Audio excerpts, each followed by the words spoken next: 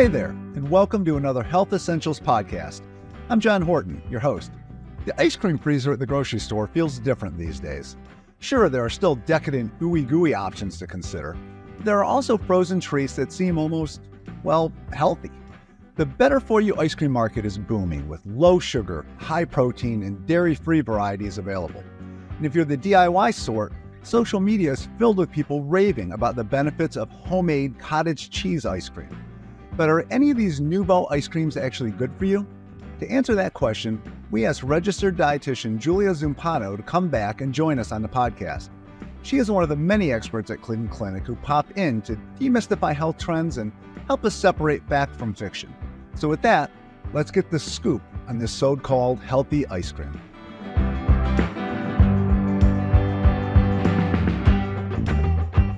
Welcome back to the podcast, Julia. I always know we're in for a fascinating chat when you're with us.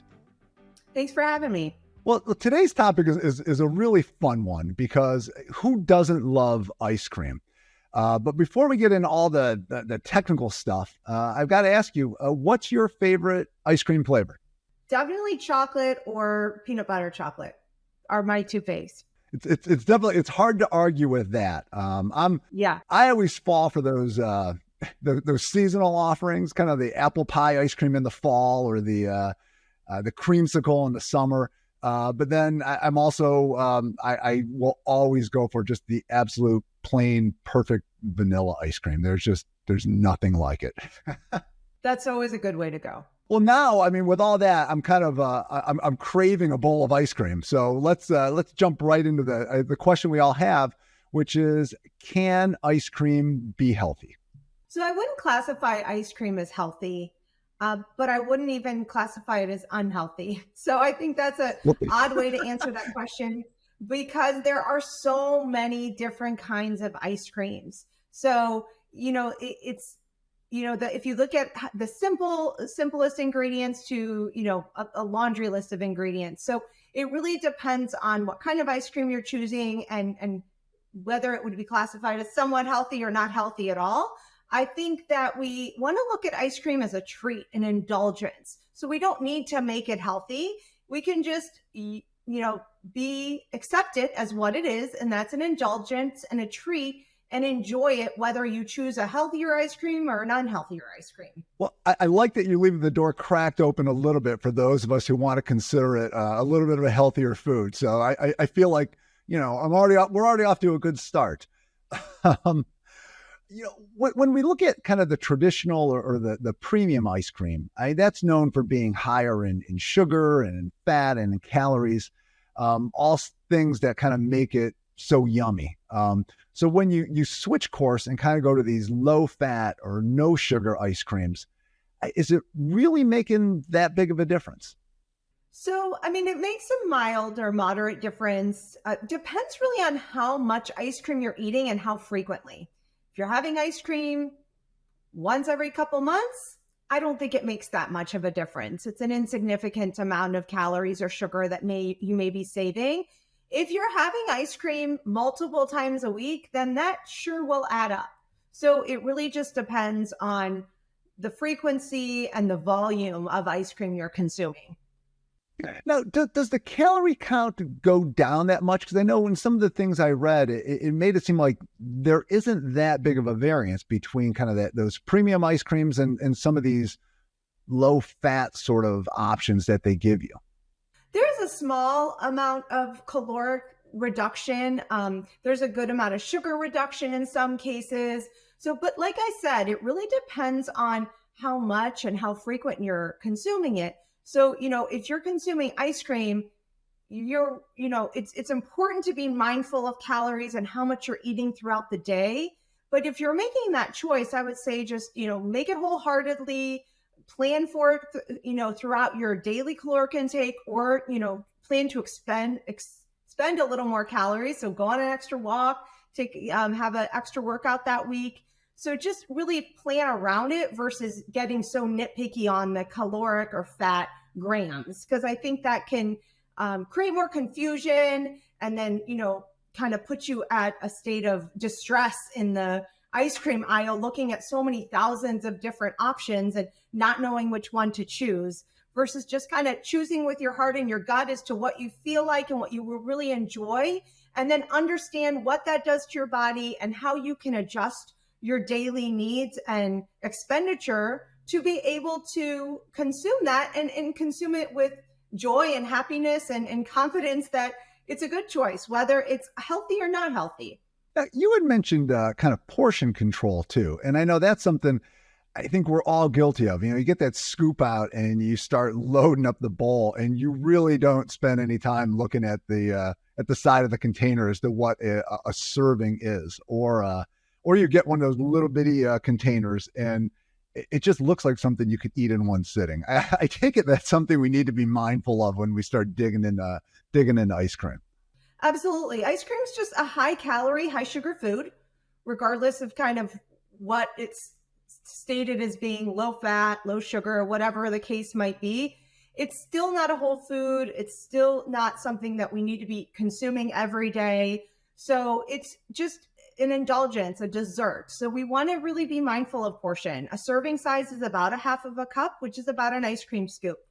So if that's something you are consuming on a regular basis, I would really get the ice cream scoop out, get the old little glass half cup souffle dishes and utilize that, especially if you're going to have it on a regular basis. If it's going to be only on special occasions, you could probably, do 2 scoops on that occasion. But I would really avoid, really piling on the ice cream, because that's kind of defeating the purpose of even looking at calories or fat or comparison when you're really not even paying attention to portion. So I think portion is almost more important than what the nutrition label says. Well, I've got to be honest. I can't remember the last time I kind of stopped after 1 scoop. So I think I need to show a little more restraint when I'm pulling out the container from the freezer. When we're looking at these no sugar options too, is there any concerns with some of the stuff in there causing GI distress? I saw that could be an issue at times. Sure. Yeah. So our most artificial sweeteners have some negative impact on your gut. Some people are more sensitive. Some people are not sensitive at all, but we just all know that non-nutritive sweeteners have the ability to disrupt your gut and maybe give you some gurgly feelings, some gas, some bloating, some indigestion, maybe even diarrhea, depending on how sensitive you are to those. So you want to be aware of that. And, it's going to be trial and error. I would certainly start again at that half cup, see how you're feeling before you increase. Again, the GI symptoms are cumulative. So the more of the non-nutritive sweetener that you have, if you're negatively reacting to it, the more symptomatic you'll be. So just keep that in mind. So, most people are fine at a half a cup, but if they're doing 2-3 cups, they're really paying for it. All the more reason to have that portion control that we were talking about up Yes, a little bit earlier. Absolutely. When we start looking at these new kind of health trends that are coming with ice cream, one of the big things is they're branded as having added protein. Can you really expect to get much of a boost from that? So some of the reasoning, from my understanding, to add protein would be to stabilize blood sugar. So protein and fat slow down the rate of glucose in your bloodstream. So when you pair protein, fat, and then some sugar, you're going to better stabilize your blood sugar than having sugar alone, or just even fat and sugar alone. So I think that's going to help from like a blood sugar stabilization standpoint. Protein helps fill you up. It's very satisfying, as is fat. So if you include some protein in the ice cream, the hope is also that you can consume less and feel more full. So, from a satiety, hunger cue standpoint, that can be helpful, certainly. If you're looking to use ice cream as a source of your protein needs, that I wouldn't suggest. But if it is aiding and adding to your protein needs, if you're going to eat ice cream anyway, then why not choose one that has some protein in it? That's not a bad idea. But I don't think the intent is really to help you meet your protein needs, but more so to stabilize blood sugar and hopefully make you feel more full or satisfied when you do consume it. Okay. What about this whole idea of adding probiotics to ice cream? I know that's a popular kind of a buzz phrase right now. Everybody's into having probiotics. Is that Are you really going to get much bang for your buck out of that with ice cream? My initial thought would be that there wouldn't be a lot of probiotic in there. So it's probably more of a marketing and selling ploy to get you to buy the ice cream. I would prefer that people get their probiotics from foods that they can eat every day versus, again, something that we're only should be having on occasion. So, getting it from fermented foods, yogurt, kefir, sauerkraut, things that actually naturally have some probiotics or prebiotics in them too. If you are consuming one with probiotics, it could be helpful in the digestion of the ice cream. So those who may have some trouble digesting ice cream, that's where that may be helpful just for the immediate response after you consume the ice cream. And if in that case it does help kind of minimize some of those gastrointestinal symptoms, then it could be mildly beneficial in an individualized setting. There's also a big movement, I know, towards kind of dairy-free ice creams, which, we're seeing dairy-free, milk or I guess milk beverages kind of out like that. So it seems like it's a natural bridge over. Is that a kind of a healthy direction for people to go? So generally, dairy-free options have almost the same amount of fat and calories and sugar, unless they've been noted to be reduced in those means. But, there's a good portion of the population that doesn't tolerate dairy products very well. So it would be a great option for those who don't tolerate dairy but do want to enjoy ice cream. So for that category, I think it would be a great option, as well as those who abstain from dairy. Maybe they're vegans or vegetarians, or do it maybe for religious purposes. Again, that would be another great option for them. Well, it sounds like it opens the door, the ice cream door for more people. So, and that's, I guess that's a good thing. Right. Now, here's something this is a social media trend, which, those are always kind of fun to talk about. But there is a thing now for cottage cheese ice cream, which I got to be honest, I'm not looking to rush to try it, but have you heard, is it a healthy thing to do? Is it a legitimate sort of way to go? So cottage cheese ice cream is actually a lot healthier than any of the traditional ice creams you're going to buy, in the freezer section. You're preparing it yourself. You're able to use low fat or even whole milk cottage cheese, depending on what you want. There's even lactose-free cottage cheese. A serving has over 20 grams of protein. And the only two ingredients in cottage cheese ice cream is cottage cheese and honey. So you're also able to control the amount of honey you're using. So if you're looking for a lower sugar option, you certainly can, add less honey. And it's very easy to make. So I actually love this idea. I love this option. I think it's by far the healthiest version of ice cream when compared to anything you're going to store buy or buy in an ice cream parlor.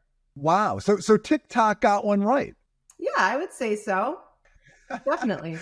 that doesn't happen a lot. I know we've talked over the years about a lot of these kind of crazy trends that come. So it's nice to know they hit the mark every once in a while. Yeah. I think if you the two basic ingredients are the cottage cheese and honey, of course you can add flavoring like vanilla, chocolate, peanut butter, chocolate chips, whatever. You're going to add more calories as you go along. But I do think it's really nice to be able to tailor, your mix of perfect ice cream that you make. Adding certain things. You could, add a protein powder if you wanted to, and certainly indulge in that way, especially knowing that you've used, a better quality sweetener. You've controlled the amount. You're using a high protein base. You're making it yourself. There's no artificial ingredients, no colors, no dyes, no, hydrogenated oils. I think it's a great option, actually. All right.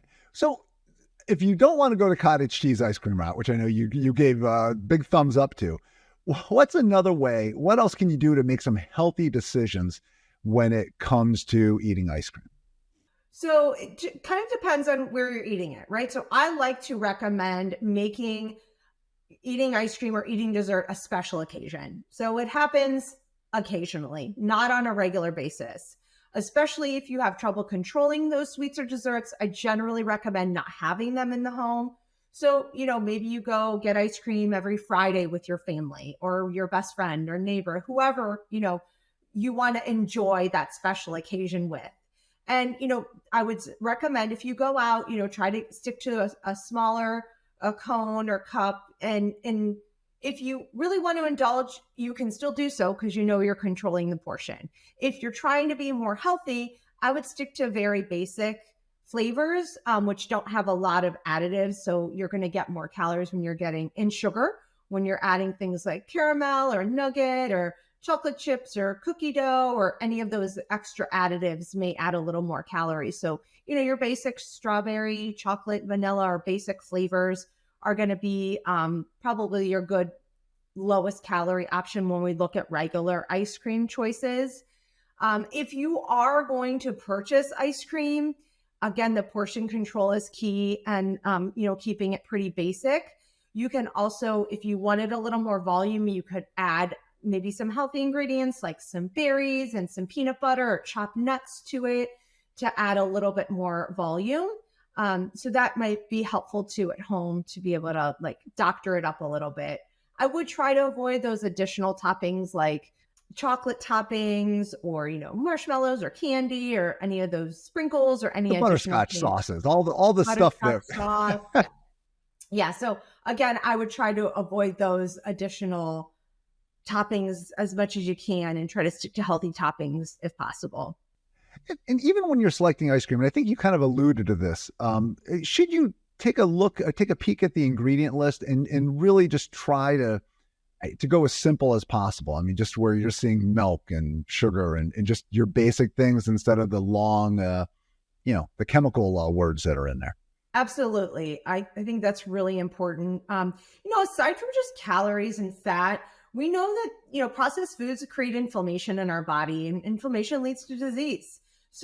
And not feeling well. So we know that all of those artificial ingredients aren't good for our system. So if we're going to be purchasing the ice cream, we're obviously going to be consuming it. Our family members are going to be consuming it. I would really get as simple as possible, the most simple ingredients, very basic. And then again, adding some healthy toppings on top. That's where I'm a big proponent of making your own ice cream, even trying the cottage cheese ice cream. That's a good option. There are lower sugar or no sugar added options that may not have those artificial sweeteners, just kind of being naturally sweetened with maybe a honey or, just fruit juice or something, another natural sweetener. Those are another good route to look at. So I want to look at more ingredients versus nutrition facts label. Really taking a look at what's in the ice cream is really important. Well, we've gone up and down the ice cream section in this discussion, Julia. So is there anything that we missed when it comes to this frozen treat? One thing we didn't talk about was gelato. That's one of my favorite forms of ice cream. It tends to be a little bit naturally a little lower in fat. It's very rich. It's very creamy. It comes in a very small portion. It's very satisfying and typically very freshly made and natural ingredients. So that's one I highly recommend if you have that option close to you, or you can find one at your grocery store. So gelato is another great treat that I tend to enjoy often in the summer. Well, who can say no to that? So, thanks again for joining us, and I look forward to having you back, Julia. Thanks so much for having me. As much as we'd like ice cream to qualify as health food, it's just not. Ice cream is a treat, plain and simple. Don't be fooled into thinking otherwise. Till next time, be well.